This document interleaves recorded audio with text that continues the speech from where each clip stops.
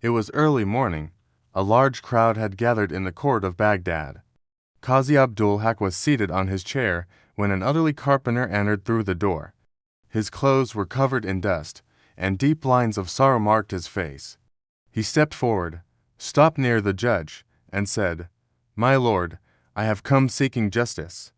A merchant has stolen the reward of my labor and now calls me a liar." The Qazi gestured for him to sit and said calmly, "Speak with peace. Tell the truth and hide nothing." The old man took a deep breath, as if unloading years of burden. "I am a carpenter. I work day and night to make a special wooden door for a merchant. When it was finished, he praised my work and told me to collect my wages in the evening. But when I went, he refused. He said the wood was his and that I had ruined his material. My lord, that door is installed in his house, and I have been starving for days." The Qazi listened silently, then ordered the guard to summon the merchant. Soon, a well-dressed man entered, pride visible in his walk. "My lord, this old man is lying. The wood was mine. He failed to complete the work properly. I told him to leave it, but he demands wages by force." The Qazi looked at both men with deep stillness, as if searching for truth beyond words. Then he asked, "Where is the door?" "At my house," the merchant replied. "Bring it to the court tomorrow. The decision will be made in its presence." The next morning, the door stood in the middle of the court. The crowd was larger than before. Everyone wanted to see how Qazi Abdul Haq would resolve the dispute. The Qazi ran his hand over the wood and struck it lightly. A distinct fragrance rose, like the scent of earth from the heart of an old tree. He asked the carpenter, "Where did you bring this wood from?" "From the northern forest." The carpenter replied at once, "That wood has this fragrance. I bought it with my own earnings." The Qazi turned to the merchant. "And your wood?" After a pause, the merchant said, "From the southern desert." "It is cheaper." The Qazi smiled. "Then the decision is clear. This wood belongs to the carpenter. Its scent and grain testify to it. The door and the wages are his." A deep silence filled the court, followed by a voice from the crowd. "Allahu Akbar! What justice!" The Qazi raised his hand. "Justice is not born of intellect alone, but of intention. Intellect shows the path, but intention keeps justice pure." The carpenter wept with gratitude. The merchant left in shame, yet the Qazi felt no pride. In his heart, he thought, this was a test of intellect. The next test may be of faith, and that is harder. That evening, after closing the court, the Qazi prayed and whispered, "O Lord, you gave me intellect.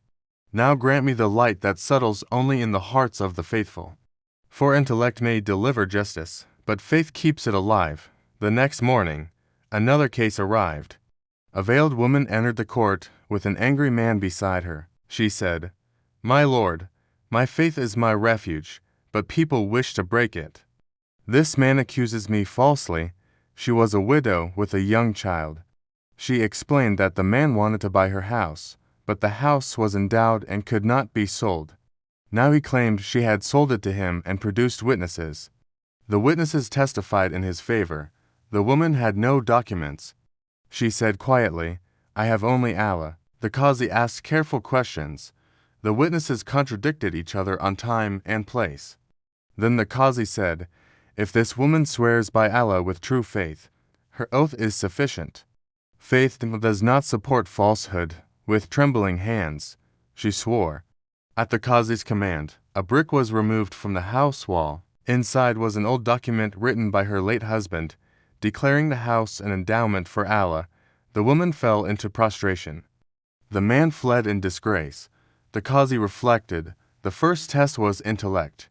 The second was faith. The third will be justice itself. Days later, a young man arrived, blood stains on his clothes. "I am accused of murder," he said, "but I am innocent.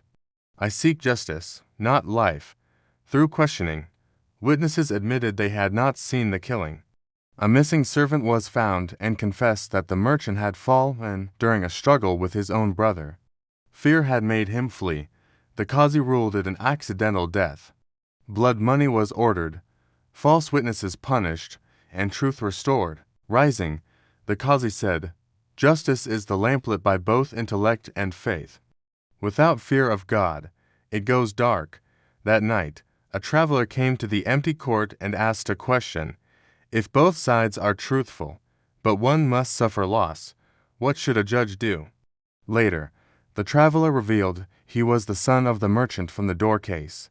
Your judgment awakened my father's conscience, he said. The Qazi replied softly, when conscience awakens, it becomes the greatest court. At dawn, people found Qazi Abdul Haq seated with the Quran in his hands. His face was peaceful. His soul had returned to its Lord. On the desk lay a note. Intellect gave me recognition. Faith gave me light. Justice brought me closer to Allah.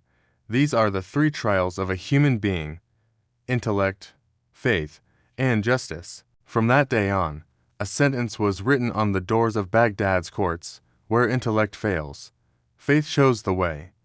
And where faith tires, justice becomes Allah's trust.